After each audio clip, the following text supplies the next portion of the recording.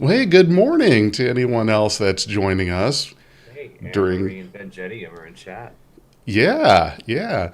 Anne Marie, Bengenium. Okay.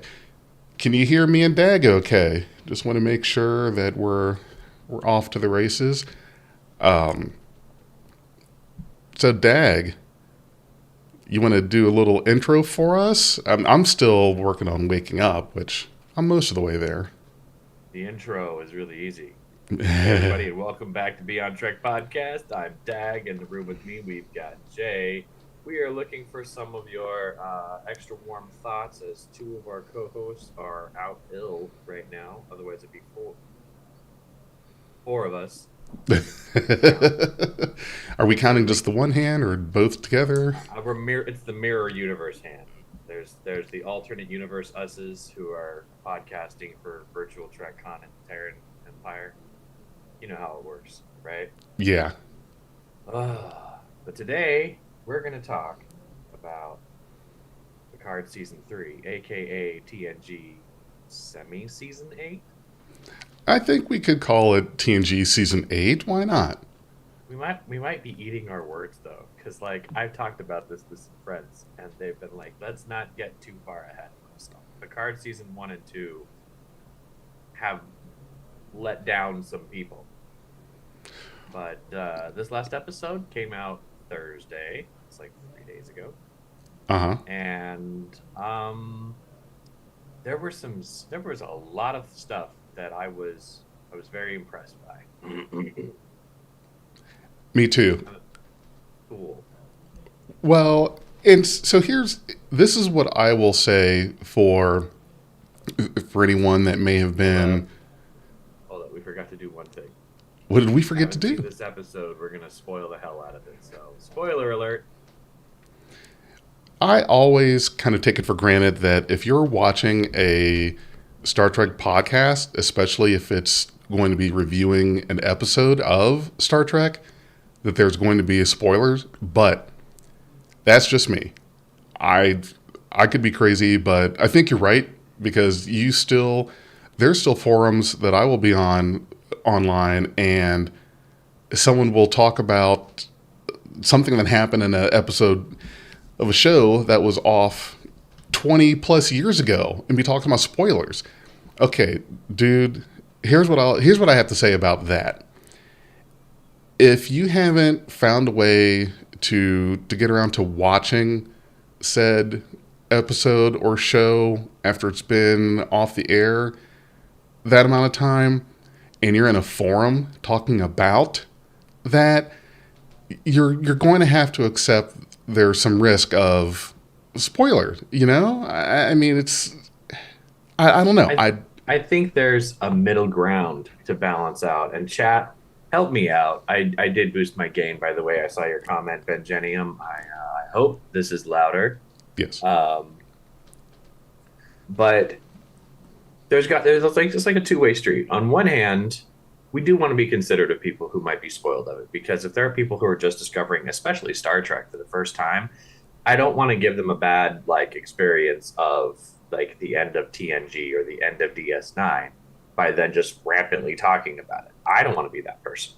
Oh, But I also think like fan first kind of thinking, which is like, oh, you're new to this. I want you to love it as much as I do. So I'm gonna wait till you get there so we can have that conversation. But yes, if you're on the internet and you are looking for information about episodes that maybe you have seen, keep in mind the fandom is also heavily cross-indexed. It's going to be like, yeah, that episode was just like these 47 others, and then go into great detail about how they all ended, and all the yeah. little nitpicks and everything. I mean, for even just for this episode right now, I've got a note card with tiny freaking writing about all of the references. There's got to be at least 40. Holy shit. Yeah. I saw several, but I don't think I counted that many. Oh, Man, you're God. good. So, like, when Cal and I watch TV, usually if it's a show I want to see, Cal's heckling. And if it's a show Cal wants to see, I'm heckling. So We there's a did this a heckler. lot. Yeah, we did this a lot with Rings of Power. It's Lord of the Rings, Cal's thing. Um, Isn't that the new I show? was Yeah, it's on Prime or Okay. wherever you might get that. Yeah. But like I was the one who was very much like, who is this guy? What does he think he's doing? That's not how you do that. But like we'll watch Terminator and Cal will be like, shoot up a black man's house, this is not okay. And I'm like, whoa, you just reframed the whole thing for Terminator 2. Yeah. Um, but like, yeah, so I was actually heckling this episode of Picard. I was like, oh, that, oh, that, oh, that, oh, crap. Well, I can't wait to hear the ones that you saw that I missed. But let's just say before we dive right into it, I was really excited going in to this season because I think that for the 90s kid and all of us being excuse me, being able to see what's essentially, I'd like to call it another season of TNG. I was really excited to hear about this, to see that we were getting back Gates McFadden, Michael Dorn, LeVar Burton, Jonathan Frakes, Marina Sirtis, Brent Spiner, of course, and trying to figure out, okay, well, Data's dead again. How the hell is he going to figure in? Of course, you've got to have him. Well, we'll talk about him more when he finally shows up. Before I go into that tangent, but I Yeah. was super excited about this, and the way it opened, getting the that's one of the things we haven't seen, getting the title, the episode name, Yeah. because that's kind of a thing now with this new Trek. We don't get the episode title, which I don't understand why. I'm glad we're getting that. I never quite. So I think a lot of it has to do with production value, and I don't know this. And if anybody in chat actually knows the answer to this, that'd be great. Help back us up or not. But a whole lot of what I've seen in New Trek is expanding as much as they can story value and removing any kind of other extraneous costs. So that's why transporters work like that now. You don't have a 10-second beam out, beam back Mm-hmm. montage anymore. Right, You just just boom, you're there. double tap and boom, you're there. Our the intros are shorter. You don't get the full on fanfare. You don't get that. Yeah, Discovery might be the closest that you get to it, and Lower Yes. Decks does it too. And I think they realized they kind of needed that for Star Trek, and so but Picard just had the first few bars of Jerry Goldsmith's beautiful First Contact theme, and then the end of Jeff Russo's Picard theme, and then you get the well, at least for this episode, you get that Wrath of Khan in the 25th century That was pretty title awesome. bar, and then That was damn awesome. into a star theme with the title, and that's cool. But I think the title, that's an essential for Star Trek, and that's something that the people who are making current Trek um, realized they had to give us back. Like we need the title cards. It's part of what we watch. It's part of how much fun Yeah, Star you, Trek you is. can't take that away from us. Plus, today's episode's name was a double entendre, The Next Generation. Yeah.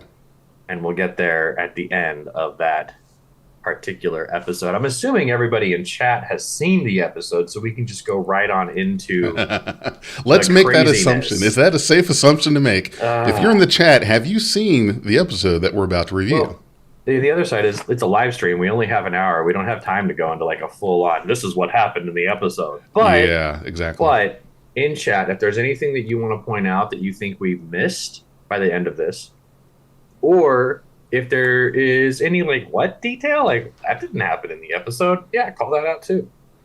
We are But okay with being wrong. If Dag is wrong, call it out. If I'm yeah, wrong, please be get very me. subtle about it. Get me. And My ego tends to start really high in the morning and then crash. So the sooner that happens, the better I'll be.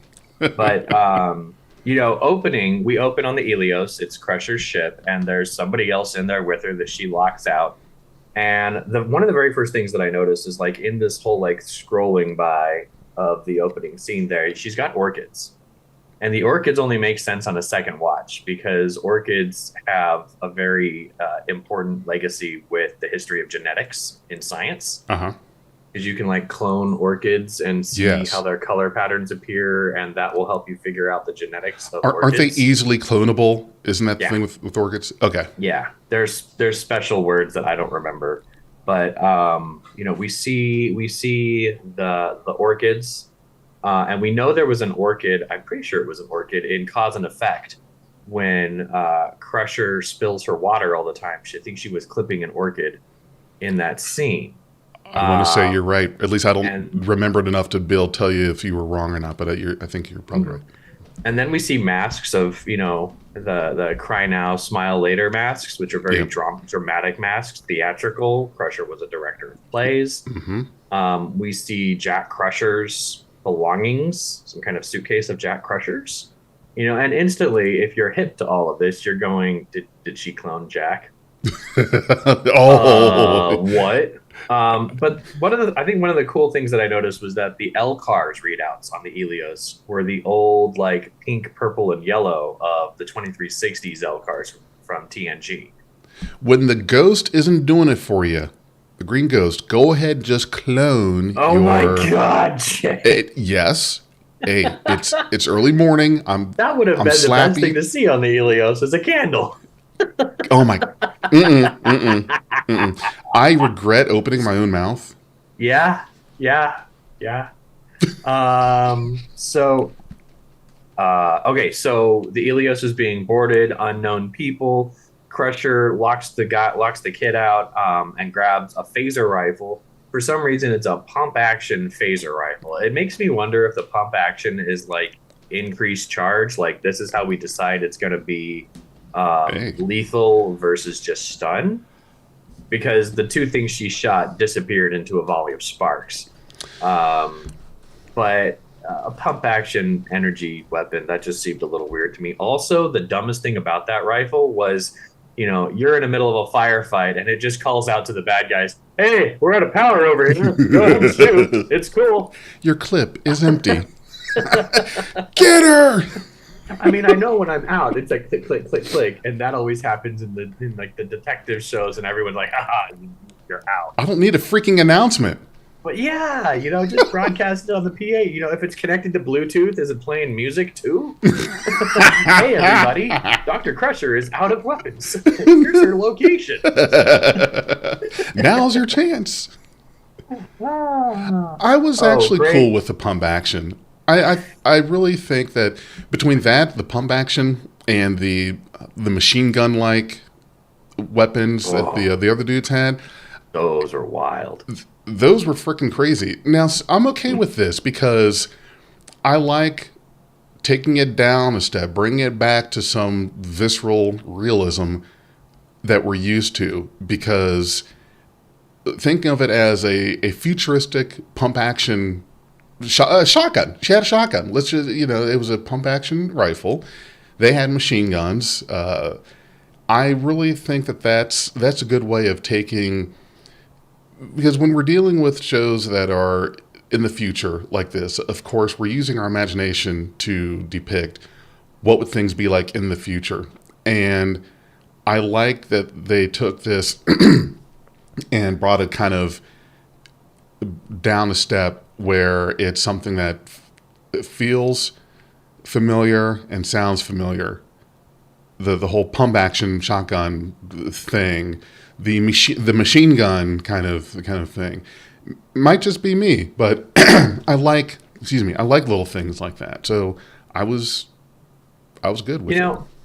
In retrospect, it does sort of give that like Western frontier vibe where you've got like the Ooh. retired doctor with their shotgun trying to defeat, some young up and comers who have more advanced tech. But the doctor's got the experience and wins out in the end. And of course, that feint that she pulls where she shoots that conduit to like get a little bit of a distraction before she can zero in on him. That was pretty Yeah.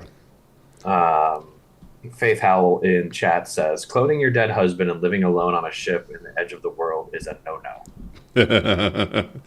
Right. Who would No, choose such a life? I did like that Crusher's jacket had like the Wrath of Khan collar kind of Yes. going, like the away mission jackets. Those were Yeah. really cool.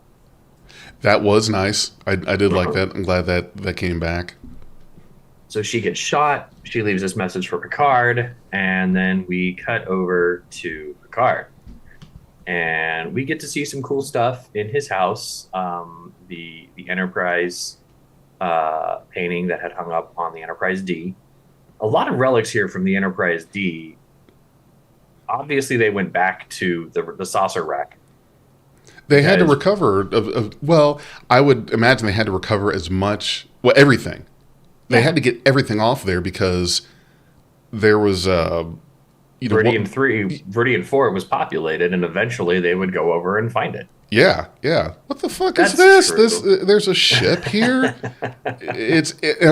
I'm sure they probably had the cleanup crew. There Boy, had to be a Starfleet cleanup crew that had to do something about the yeah, swath of that's third destruction. contact. We'll get that in Cleaners. Lower Deck season 4. Talk about how Mariner had to raise the Hulk of the Enterprise D off Viridian 3. But the Kurlan Naskos was on Picard's desk. The antique statue that was given to him by his mentor in the chase. Professor Galen. Yeah, the priceless Kurlan Naskos that in generations gets picked up and tossed over his side to get the photo album.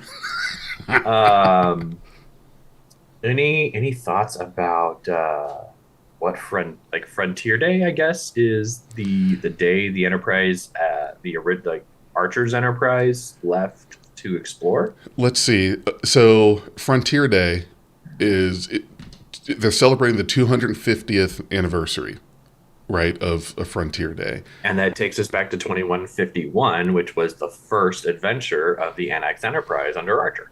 I'm going to say that it had to be it because I was just about to ask what year is this season of Picard take Yeah. place in, and we are in 24. Oh one. We are in 2401. 2401. Okay. Memory Alpha says 2411 because the person who wrote the article thinks that was 2161, which would have been the founding of the Federation. But somebody on the show, I can't remember if it was a producer or director or something, said that they specifically aligned the year in Picard season 3 to coincide 250 years after Archer left on their first voyage in 2151. That's where my money is that was when Archer's ship departed, and that's what we're celebrating. So, do you think we'll get like a President Archer hologram speech on Frontier Day at the end of the season? I think Is it going to end with another space, the final frontier? if I'm a betting man, I'm going to say that yes, if you're making it such a point that the subplot of this season is about NX-01 departing on its maiden voyage, that we get something from Archer, some kind of, well, does it matter if we get some kind of scene or speech or whatever from him? I don't know. But then again, you've got to wonder why go through such lengths to line up this season and have that be kind of one of the liftoff points, and not take advantage of the possibility of doing that, of incorporating something more from Enterprise. Let's give Enterprise a little bit of closure. TNG's getting some closure. How about we give a little bit to the Enterprise? Exactly, because they had We could get like a 400-year-old Dr. Phlox. Oh God, yeah, yeah, really. Just as irascible as ever. Don't you know? Denobulans live for 1,000 years. What? What? Where have you been all this time? Why aren't you like Chief Operations Starfleet Medical forever? Yeah, but yeah, you're right. Mona Mijas said that would be awesome to have a President Archer speech. Yeah, Yeah. it would. That would be nice. Oh. So they end up at a bar, and Riker's drinking, and apparently it's 10 forward because he mentions how Guinan has, little statuettes for Frontier Day. Those statuettes are little Eagle Moss starship models that were made by Eagle Moss. I was like, oh man, they're still Cool. around. Gosh, we just can't get rid of anything. And The but Third here's World War did not something. wipe out everything we hold dear. Here's something I'm hoping maybe some of the people in chat picked up. But when Riker and Picard leave, there's a guy like looks at them and drops a little ship model in a glass. That ship model is a micro machine of an Enterprise D. It might be Yes. bronze. They might have done something to it, but it's a micro machine, 100%. I I have the laughed same damn thing. so hard. I was like, where is the micro machine man still around? Is he going to be like, come on, everybody, get your Starship Enterprise model right here? But why drop it in the drink? Like, I know it was for dramatic effect, but who goes around dropping toys in their drinks? Because the Enterprise D is going down. Oh. And maybe, like, metaphorically, the Enterprise D crew. Yeah. Anyway. And the micro machine. The bartender said no one was buying the fat ones. That's why there were so many of. That's the Enterprise D to you, young lady. Okay, so we are getting a lot of that Star Trek, like Wrath of Khan, Search for Spock, even a little bit of like Voyage Home. In any show, it's inevitable with a legacy like this that the characters age, and that aging process becomes sort of part of an arc of the show. Right. Spock even calls it out in Star Trek 6. Have you and I become so old that we have outlived our usefulness? In that growing together and becoming comfortable in that is part of the story. And so I see some of that happening here. I agree. With Riker and Picard. Riker, they feel like they're getting another send off. They're on the old side of things. Yeah. This is the scene also where a lot of people start thinking Riker isn't who he claims to be. There's a lot of postulation out in the theory fandom, theoryverse. It's kind of theoryverse that Riker's not who he is, and that this season will be about the return of the Bluegills from Conspiracy. What? And they're calling out a lot of the stuff that Riker didn't remember, but it's in this scene that I'm sort of convinced that Riker's who he says he is. Because a lot of the evidence is like, well, Riker didn't remember it was Rigel 7. He said Rigel 6. Okay. And why would he be on the outs with Deanna, who they've been married to for 20 years? She's an empath. She knows his feelings before he does. These are the kinds of conversations that are happening. But I don't think anybody would know what Hilbert was right away. And he knew just right off the go. It's like, yeah, the Borg did a thing while you were Locutus. And that sort of happened off screen in the whole best of both worlds storyline. But the fact that he knew what that was, didn't miss a beat, that helps me. The fact that Picard didn't know what it was, like, wouldn't he be debriefed on the entire, like, of that? Here's... You see me over here shaking my head. Here's what I'm going to say. Guys, it's the first episode of this season. These guys are old. They're not going to remember every detail of everything. I think it's way too soon to be going off into the conspiracy theory realm. Yeah. All right. Yes. Okay, so Riker forgot it was Rigel 6, not 7 or whatever it was. Yeah. And he and Deanna are on the outs. Okay, just because you know how someone feels before they do, that's not a argument deterrent. That's not they are not free and clear of any kind of marital strife or whatever it is. There is still plenty of opportunity there for not getting along, having these fights or quarrels or whatever it is. And forgetting things, I'm sure they've forgotten more than I know. So I'm going to say you've got to give them a little bit of. So, Dag, if you forgot things that, in my opinion, I thought you should have remembered, why would I think that, well, you're now an alien or was taken over? I mean, good Lord, if you were to see and hear on a daily basis the things that I don't remember, there'd be all kinds of conspiracies out there like, okay, this might not be the original Big J. He may be a clone or something like that. Give me a break. Come on. That's just how it is. It's going to happen. Just because There's they forget things doesn't mean that there's a conspiracy here. It's just human nature. there's a great Star Trek movie that goes into detail on this. It's called Galaxy Quest.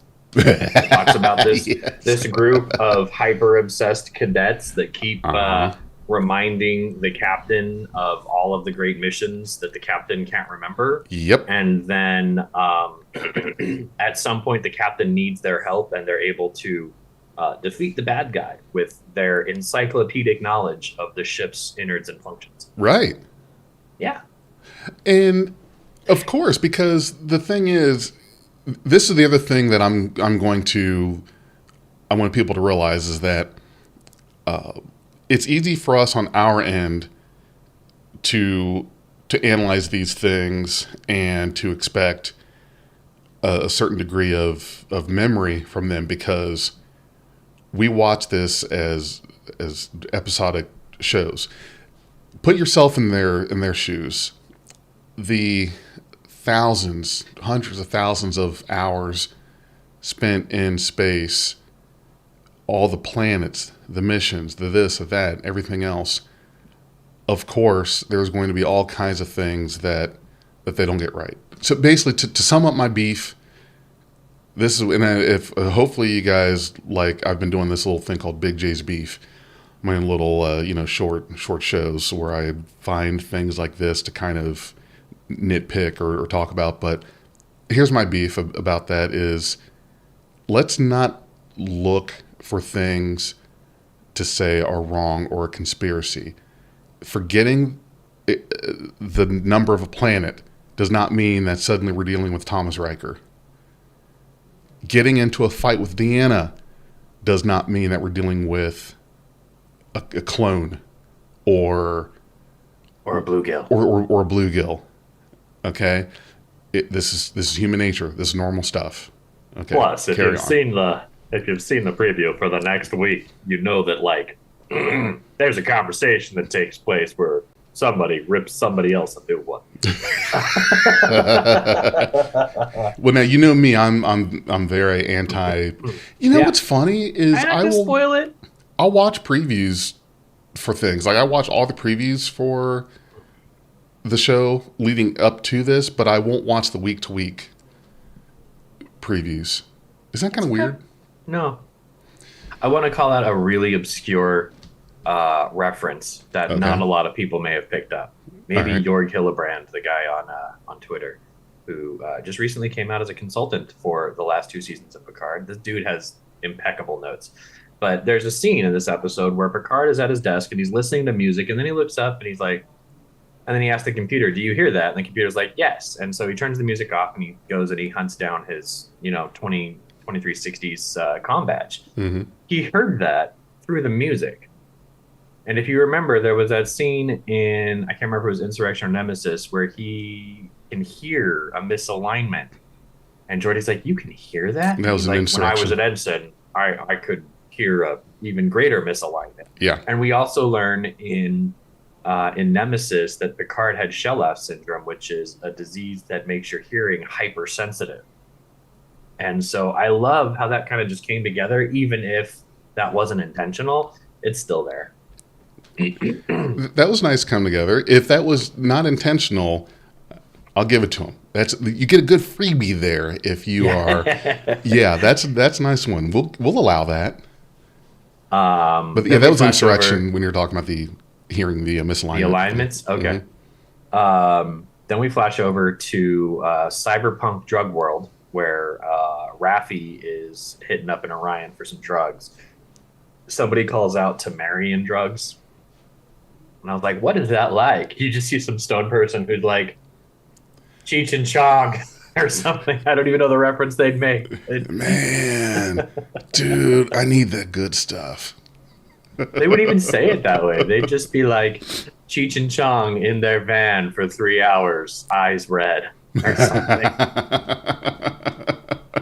And then the guy who's selling him was like, and hands them that stuff, whatever that did.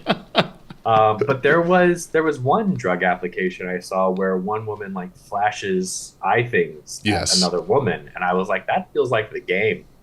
Do you remember the Oh game? God, Flashed yes. into your eyes, Mm-hmm. and when you completed the task, you got that dopamine hit. So that was kind of cool. I wonder if that's what that is. Yeah, yeah. Um, and then so all of that conversation happens, and the audience is meant to believe that Rappy's fallen off the wagon. But she gets this tip called the Red Lady, and then she goes and she reports it. She requests a debrief, and she's actually super secret agent Rappy, which is awesome. Yes. Um, One of the big things that I really loved about this episode was that they used more establishing shots, and they had the cool music that they were using during the scenes to just sort of make it feel more like a Star Trek thing. We've been missing a lot of these establishing shots. It just goes there and does the thing.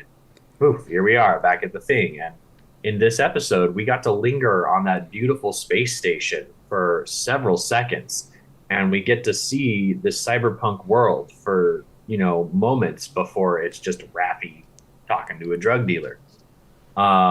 And I definitely think that's another part of Essential Trek, that is these establishing shots that show the beauty of the universe. We do need some time there. Let's see Yeah. the universe. Let's see the setting where we're at. You guys built these beautiful CG models. Yeah. Can I please drool over them for more than half a second? Thank you. Right. Not that and hard. it sets the scene for you. You feel like you can actually place yourself where the characters are at. You get a better feeling for Yeah. what's taking place here. Okay, so we're in a shady kind of place. I don't know. Let me see that. Don't just start with here's our main character sitting trying to get high, trying to get a fix from a dealer. Let me see where they're at, so that we have kind of the whole thing. You know what I mean? And I love the music in this episode. The music, yes, they're calling back to all the James Horner. James Horner. James Horner. Mm-hmm. Yeah, all of those cues. They had music from First Contact. I heard motion picture stuff, and of course Wrath of Khan. Just yes. Okay, you've nostalgia baited me. Reel me in. But yeah, okay. So we linger on Raffi not knowing what the Red Lady is, and we go to Picard and Riker, who are taking a shuttle. They're going to do a surprise inspection of the Titan A, which has been entirely refit into the Neo Constitution. I loved Cal's reference when we spun over to that. Cal was like, "That's an old ship."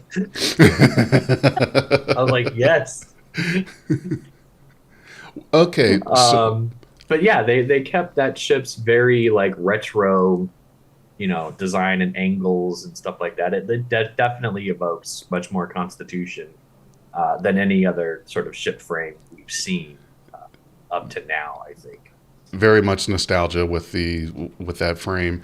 So maybe I doubt that there's any need to go into this more in another episode, but the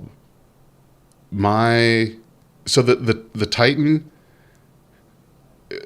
Riker's first command, the Titan, Luna class. Yeah, it was made canon by Lower Decks, Yeah. the Luna class. Yeah. So something happened to the ship, because that's how you get An A. a dash letter to the name, is something the ship is no Yeah. longer in service. So now we have Registry the iteration. right, exactly. So now we have the Titan A. So I'm curious what happened to the Titan. See, it's even weird because we don't even get the sense that something happened to the Titan. We just Right. get told there was a massive refit. Yeah. And we hear that this captain had to purge all of Riker's jazz music from the system. Um, Like this is the same. and yeah, that's kind of where I'm at. Did they do such an extensive refit? And of course they would have to because they've completely gone from a Luna class to a Neo Constitution. Um, but they've done such an extensive refit that it merited the iteration. That is too much of a the refit from the Constitution class as we had seen in the 2260s to the refit which would become the Constitution class of the movies. That's one thing. That's I can see that design leap. To go from what we know is the Luna class, what that looks like, and refit it to this, that's not a refit, dog. That's a whole new ship.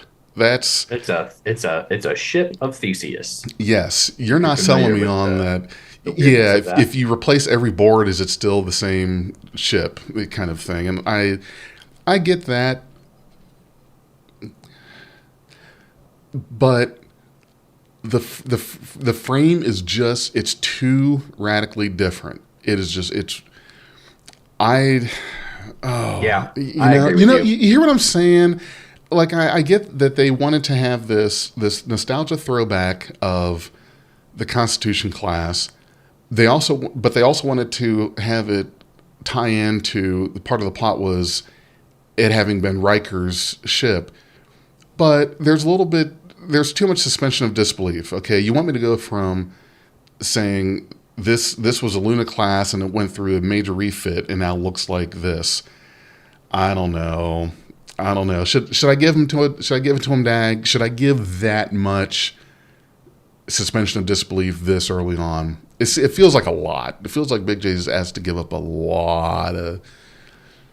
It's a space show. I'm pretty sure the suspension of disbelief is universal. Sure. Yeah. I don't know. I'm being asked. I'm being asked for a lot up front. That's what Well, I'm let's get into saying. more of it. They arrive aboard the Titan and they are welcomed by Yep. Commander Annika Hansen. Correct yourself, sir. Very, very, very frustrated that one. Um, that whole interaction with Seven and Shaw has merited sort of a discussion of the metaphor of dead naming, um, and that's Oh, big bad thing to do to someone whose whole identity, like this is my identity, this is my name, and forcing them to not be that is almost taking away that identity. And as the husband of a trans man, that's something that I'm particularly sensitive to. Um, but also I have trans friends, right. and yeah, you don't do that. It's a big no no. And technically, Shaw probably should be reprimanded for it for being an asshole about it. But He is an that's asshole. part of the story. What did you want to just bring up right there? It's as I was reading the chat and there's something that just dawned on me was that the Titan could have been destroyed, retired, whatever else, and it got the Enterprise treatment where because it was so distinguished, the next ship given to Captain Riker was also called the Titan, but then Titan A, and that's why you go for such a difference in class. It's like going from Mm, the for the Enterprise. I'll start with the Constitution class. Enterprise was a Constitution class, Excelsior class, an Ambassador class, a Galaxy class, Sovereign class, and now coming up is going to be Odyssey. So, but I don't want to beat that too much, but I've got a question We've seen all for you. kinds of that though. Like the Yeah, Defiant was a Constitution class, and then it was a Defiant class. right. So that worked. Yeah. Um. So shouldn't the Defiant have technically been Defiant A right off the bat? Okay, never mind. Shouldn't Uh, it? Actually, it was a different registry number, so maybe not. right. Yeah, maybe it's tied to the registry number. Okay. So, question for you: you use this phrase, and I didn't quite understand it. Was it dead naming? Dead naming. What's dead It naming? is dead naming is is what is called when a person meets someone in most cases a trans person who has chosen a new name for themselves. Okay. And not only do you mess up and call them by their former name, their dead name, because that identity is dead, but you insist and continually do it. There's a difference between screwing up because you either didn't know or it's new and you're trying to make it work, and insisting and pushing it on and over and over and over. So I think, and again, interactions with my husband, like there is a level of intent. Hmm. You want to be an asshole, and so you push it. There are people who mess up honestly, and we give those people some slack. Right. And fortunately, we really haven't ever had to encounter someone who has pushed it. But we know what we're gonna do when it happens. Hmm. Schneep. Dead So, friending. so the dead naming is referring to Seven of Nine as Annika Hansen. Because it makes her uncomfortable. Okay. You know, there are some people who like they allow certain people in their past, like Cal's parents have the privilege of calling Cal by his former name. Uh huh. But in other instances, that would not be okay.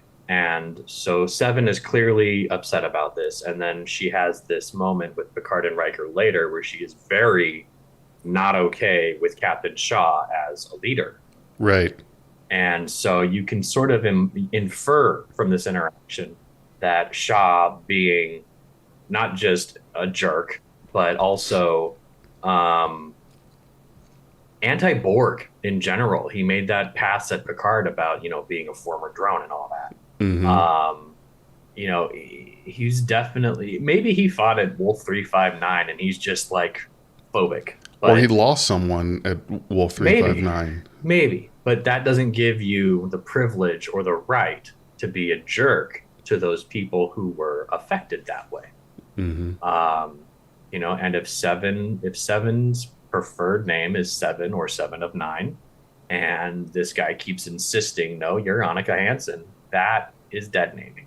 If Seven hadn't been distressed about it, that conversation could have gone a lot differently and it wouldn't have been as focused as we saw it. Okay. Seven could have said something like, I'm reclaiming who I was or something. But I think the allegory is apt. And I think it fits in that moment. What you said there makes sense. Totally clears it up. I think what threw me off was that it seems like it has now become an issue for her being referred to by that name. This isn't the first time. It's kind of like, okay, why now? Why now is it a problem to refer to you by your former name? Is it just because there's more?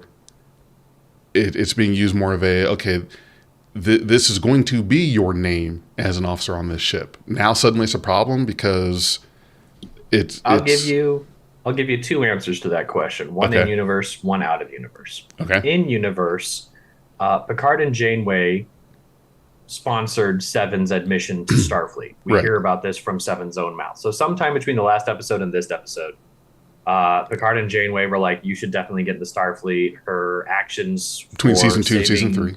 yeah. Yep. So she gets into Starfleet, and what always happens when you have to join a highly bureaucratic organization is you have to fill out forms, and what goes on your form, your name. Yeah. So how is Seven of Nine going to complete this paperwork? A lot of people who have to change their names have to fill out forms where they have to change their names. And so maybe Seven did that.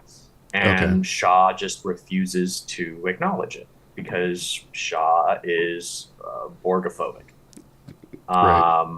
So that's a task against Shaw. But number two, out of universe, it's the world we live in now. It has Yeah. become socio culturally relevant to have this conversation and to show people it's not okay. Right. So Gotcha. it kind of fits both aspects. I hope that answers the question It okay. does. Yep. Yep. You got it. Thank you. Cool. Because I'm looking at the time and I'm like, I'm only on the front page of this card. We got the whole backside of the card here too. Shit. I'll stop distracting you. But No, I no, thought no, I no. needed. I We're wanted to know cool. We're this. cool. Okay, so let's see. Sydney LaForge is on this ship, Mm-hmm. Geordie's daughter, who has apparently had her own scuffles with flying by the seat of her pants, maybe literally, at least twice in a shuttle. There is a moment here that I'm not sure how well it fits, but Riker says something to Picard, and Picard's like, "Shut it, Will." And I was wondering almost if that's almost a "Shut up, Wesley" moment. And you know how much I don't like that phrase, Right. just because of the harm it has inferred to Will Wheaton. Yep. But this almost ticks that button, and for them, it might be humorous because he told Data to shut up too back in Nemesis.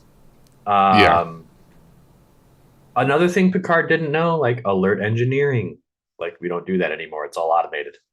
This isn't a submarine, Jean-Luc. We don't have to like ring the bell or hey, get engines up to full speed up here.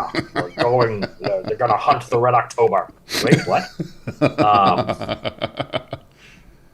Um, Interesting thing about the actor who played Shaw. He played a Romulan in Enterprise. Yep. Yep. That was 18 years ago. So maybe the actor's just salty that he had to be a Romulan. He maintained that the character depiction. He's got to be in a Yeah. bad mood all the time. But yeah, that's Shaw. What a dick. But he plays this gambit with Seven, where he has this whole conversation. Your reputation just preceded itself so far in the room. I started early. Mm-hmm. Just like man, everything out of this dude was just thick sass, and I'm here for it most of the time. And also, he's getting compared to Jellicoe, where I kind of think, yeah, he's not wrong. Surprise inspection with no paperwork, two elders who have a reputation for sort of flying by the seat of their pants. Yeah, no, they're not going to take over my ship. This has happened too many times. Like in a vacuum, this would be like, we'll let them get what they want. But I've for a seen man this who episode. yeah, exactly. It's like I know it happened 100 years ago with Kirk, and I know you met Kirk, so like, no, this isn't happening. But then he goes to his room and he tells Seven she's in charge, and that's the gambit he plays. Like, wow, how is Seven going to handle this situation with two of people aboard who need to do something? Right. And of course, she loyalties herself out of a commission. Well, Um, my thing about that is that if he was so damn suspicious, then instead of going to his room to go to sleep, he would have been on them, like watch over them like a hawk. Maybe very Captain Styles. Yeah. Um, So now I don't here's know. Does the court martial go something like? So let me get this straight, Captain Shaw. You knew that Admiral Picard and Captain Riker were aboard your ship to rouse some activities that you didn't approve of. And yet you allowed your first officer, who has loyalty connections to these officers, to take the helm instead of, you know, manning up and doing the act yourself. mm-hmm. Like taking responsibility for that. Because the captain, the buck stops here. You knew something was afoot and you stepped away from that responsibility. This is not about Commander of Nine's, issue. That will Right. be tried separately. But the buck stops with the captain and you dropped the dollar. I think Christopher Marshall here in our chat said it perfectly. Not if he's so arrogant he can't imagine the Seven disobeying him. Man, that would be a heck of a defense. I never suspected my first officer of disobeying me. Okay, fair. Right. Yep. All right. Especially after how he treats her. Like, okay, Dick, you really think that she's not going to disobey you? Well, yeah, of course she's going to loyalty herself to you're an asshole. yeah. She has no Picard loyalty comes out of to retirement to be like, I dropped the charges against Commander of 9. We flat back over to Raffi. She's in La Serena, and she's watching videos of a young girl. I think it's her granddaughter because in Picard season 1, her son was having a daughter. Yep. And then she has a conversation with her handler, who says, among other things, that was an act of war. You are a warrior. And I'm like, hi, Worf. And if you haven't watched that episode a second time, watch it a second time and just imagine all the words on the screen being spoken by Worf, and you're like, yeah, perfect, right there. Yes. She's like, I want to come home. Denied. I want to come home. Denied. I am so pissed. I remember. Speak freely. Like, yep. Hear it in his voice. Every single bit of that. Yeah. That's a good catch. There was this little spidey sense that went off on that, but it kind of came and it went. And now that you say that, you're right, because there'd be no reason to not have. There's not a lot of room for extra characters when there don't need to be. If there's going to be a handler for Raffi, it's going to be Worf, or is going to be somebody that's going to do more than just have that one scene if they're going to make it a point. And that's I'm not sure if it's not Chekhov's gun, it's not. Okay, what am I thinking here, Dag? You're gonna have to help me out. It's when you're making it a point to signify a character. Like this handler, there was a point made to possibly introduce this handler as a character. I'm not the best at literary mechanics, but it's like Chekhov's gun is, we spotlighted this, we have to use it later. And then there's also foreshadowing, where it's like, we kind of hinted over here and we're going to fulfill that over here. Gotcha. Something like that. This might be a character foreshadowing. Like, eventually it'll be revealed that Worf was Raffi's handler, but this whole "you are a warrior," like that's exactly a little on the nose. Yep.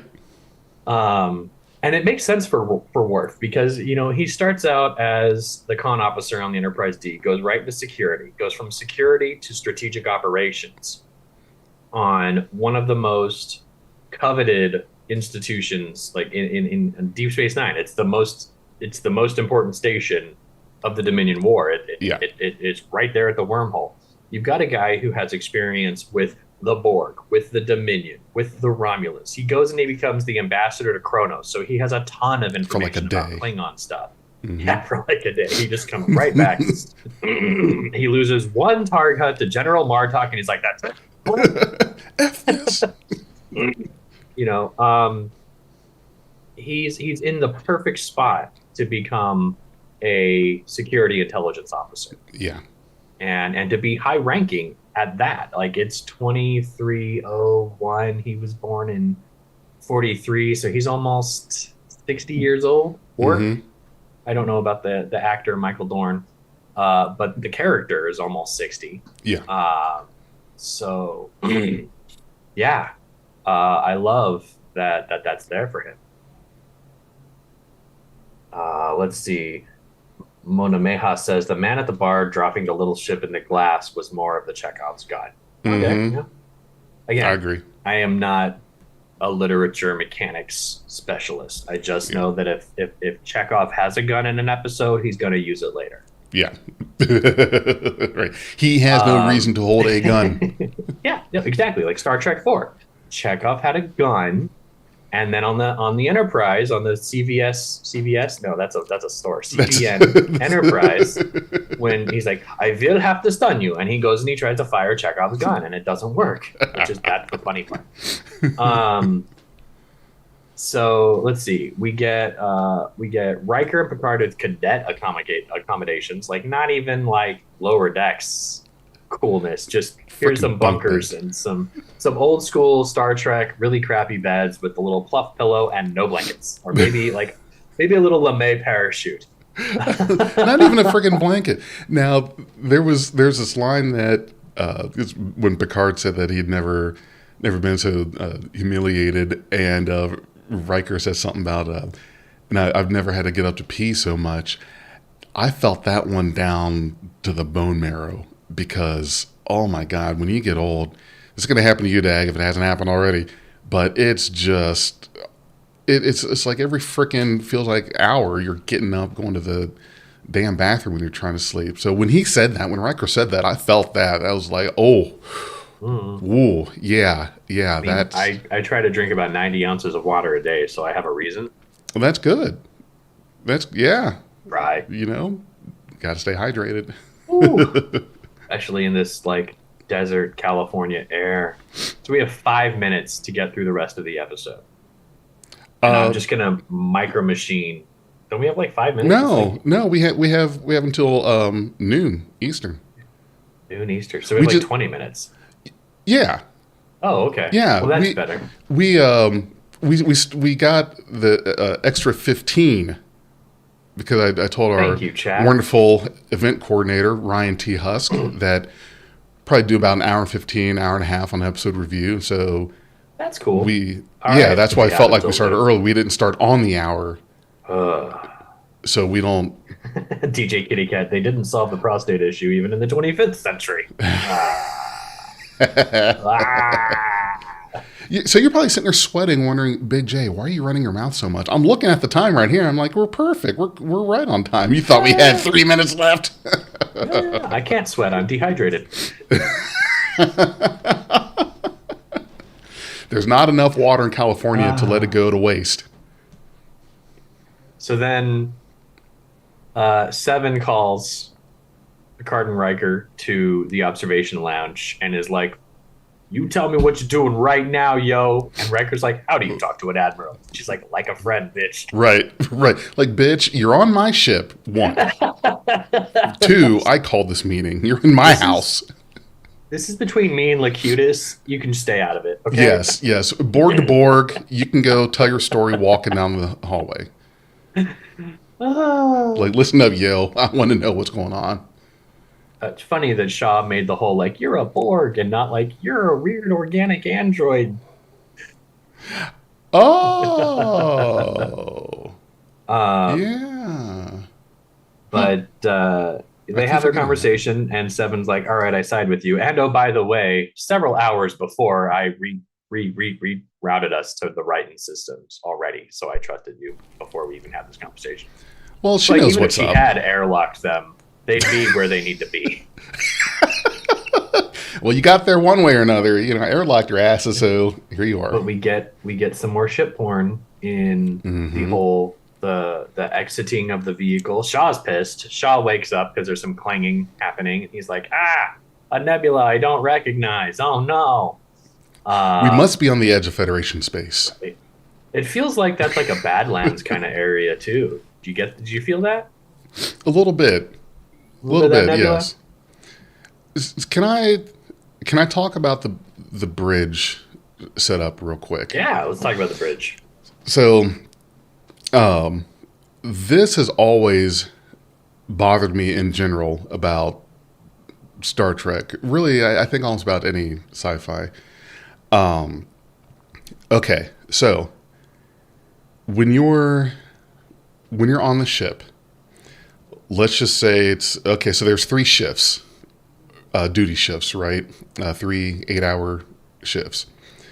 So when you're at work, like when you're working on something, I'm sure you have a little bit of downtime. You might throw in the occasional solitaire, surf the net a little bit, maybe read a news article, something like that. Well, on a starship, what do you do? So okay, so there's the captain's chair, and then the chair on the right and the left. No consoles, no nothing. What do you do? Do you just sit there staring at the screen? What do you do with any downtime? Is there surfing the net? Trying to sneak in a little game? You can't tell me. I am a firm believer in you cannot be busy and have something to do every second of your entire shift. So that's probably why I would be a bad middle manager, because I'm not a micromanager. I'm not one of those you can always keep busy kind of people. I don't. As a captain of a ship, are you just sitting there staring at the screen? Because if you have to go from starbase to starbase or wherever it is you're going, it's not like you're driving to the next town. It can take days. It could take weeks to get where you're going. So you have this 8-hour shift that you're sitting on the bridge at your station, and there is nothing to do. It is boring as hell. What do you do?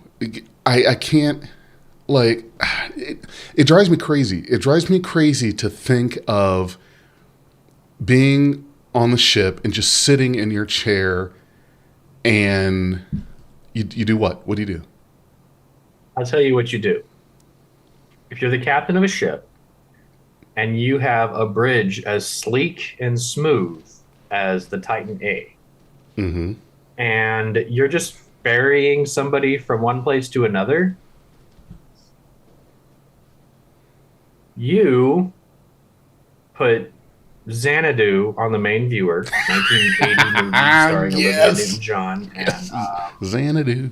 yeah, you put Xanadu on, and then the disco ball comes down from the center, and the whole area becomes a roller skating rink.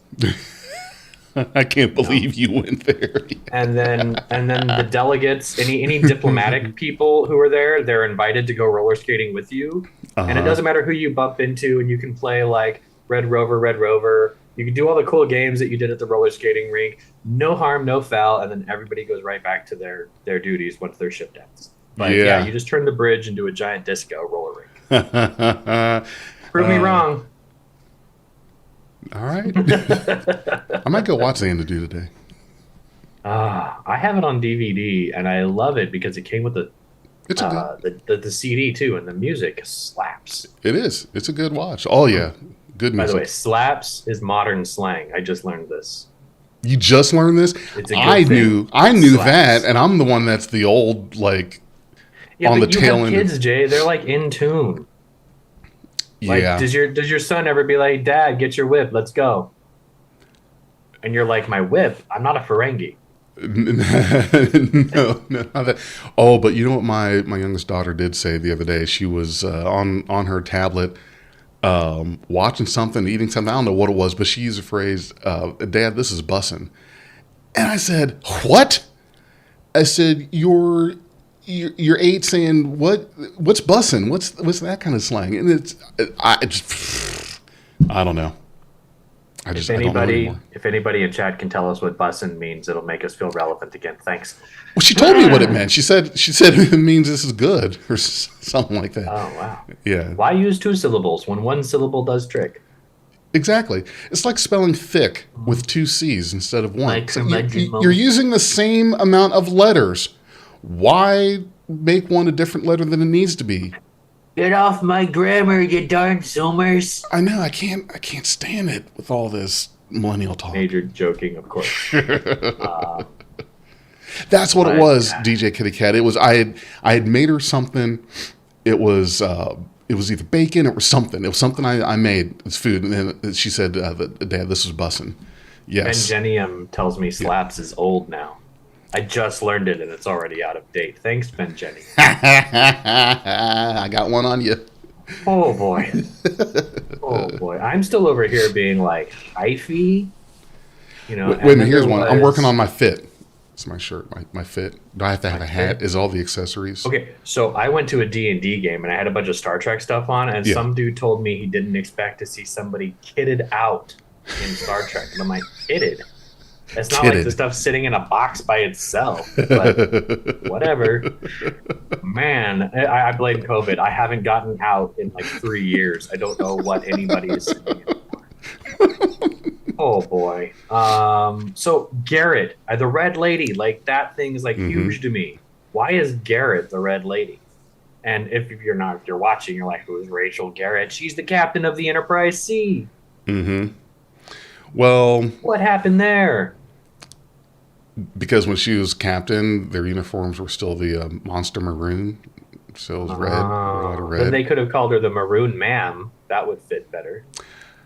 Okay, all right, I'll give you that. Maroon Mama, if they want to go a little more slangy, but that's Maroon probably the Mama. Red Lady.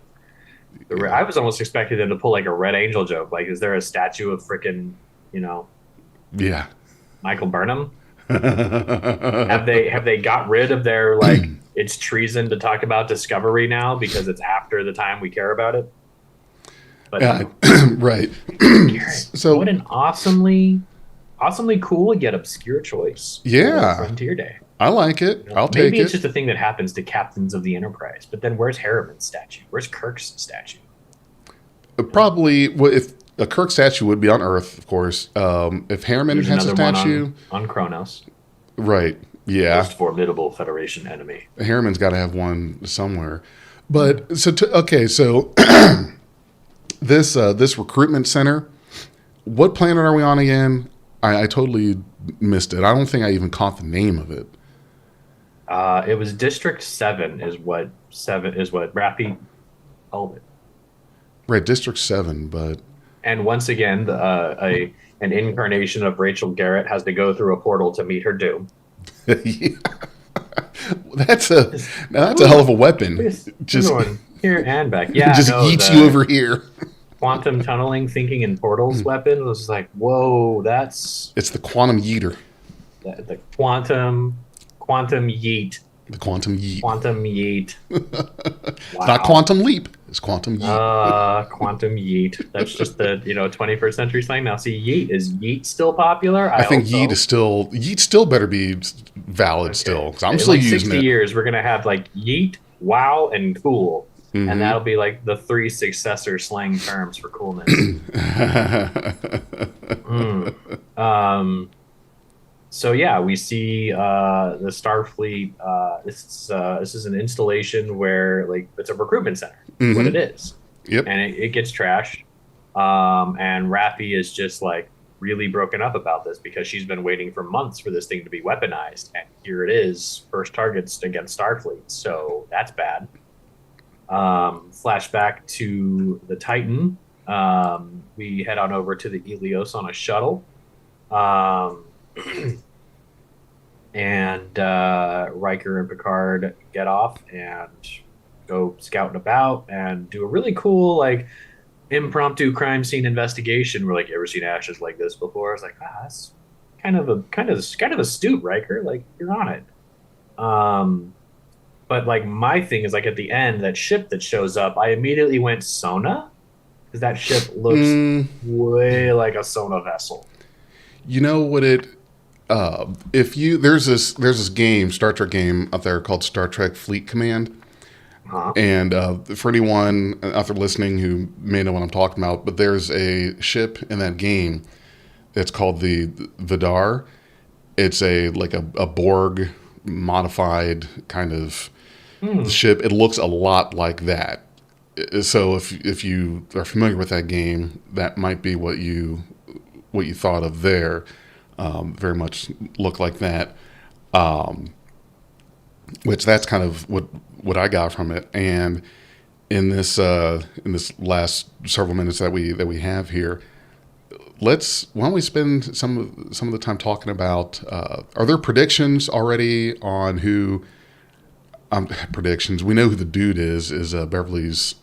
All right, big spoiler coming out. I'm about to say it in 3, 2, 1. Her son. Credited on IMDb as Jack Crusher. Okay, all right. So, yeah, sure. You have a son, call him Jack. But now, who's the father? That's what Cloning. you think.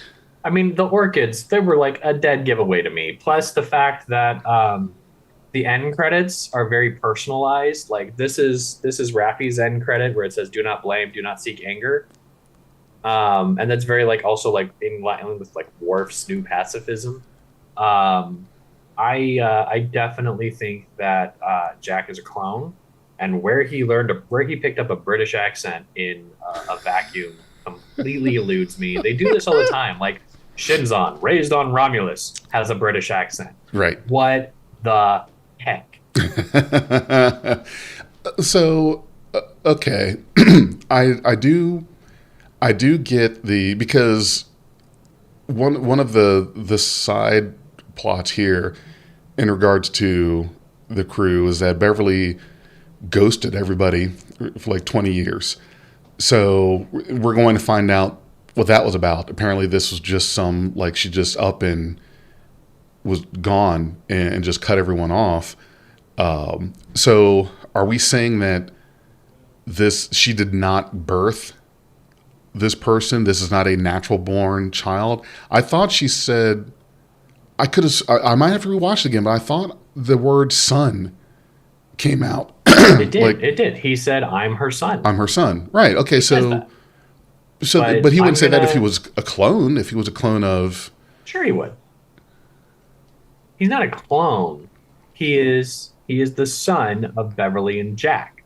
Beverly used Jack's DNA and her DNA to create a child, whether that was like in vitro or in a test tube or in a Borg acclimation. I don't know. We don't know yet, Jay. It's just the first episode. Don't help me with this information. But why the British accent? Because the first thing I'm Because thinking, we have discovered the gene for accents. And she just grabbed one for Picard and went, here. I hated Jack's voice. I I think I want to say that Picard is the father and is the whole reason behind the. No, wait a minute. Hold on a second. Hold on a second. That would totally negate the reason for having Jack Crusher's suitcase there. Just because Jean-Luc's a father doesn't mean that she can't have memorabilia of his like In old a stuff. lab, in a lab where she's cloning stuff? Come on. Okay. But it's the first episode. We'll find out. Okay. We'll find All out. right. I don't It's like the killing me. idea of Picard having a secret son because Picard's already had a secret clone and a secret son. Like we've Yeah. already done this twice. Yeah. Can we We got not do enough. it a third time? Where is Jerry frickin' Springer when you need him? No, Mari. Get Mari. I want Mari Povich in the next episode immediately. We Dr. need to Bashir know. says you are the father.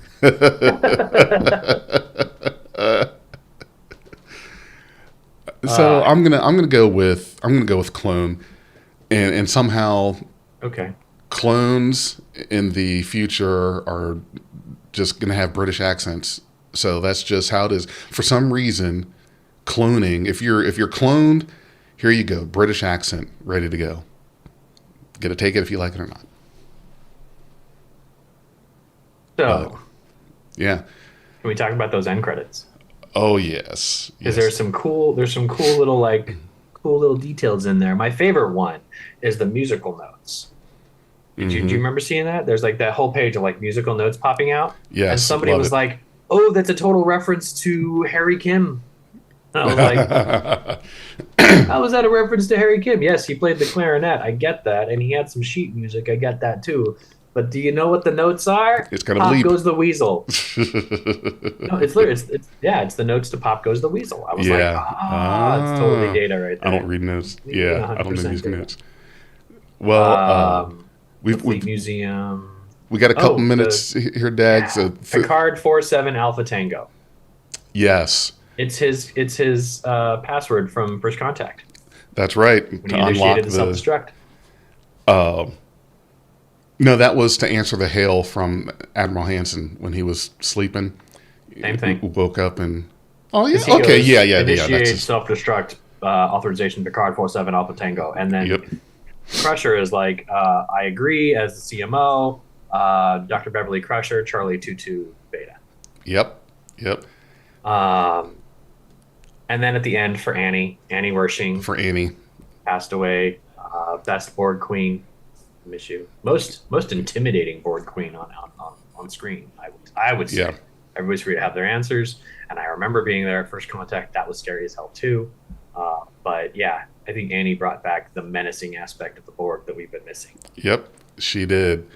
Well, everyone, thank you. Thank you so much. Have to wrap quick. We're out of time. For everyone that joined us in the live chat, thank you. We love you. You're great. Thanks also to special thanks, Ryan T. Husk from the Seventh Rule Star Trek podcast, putting together virtual TrekCon. This is the fourth one. Awesome. It's great. Can't wait to talk to you guys again. Enjoy the rest of the season of Picard and live long and prosper.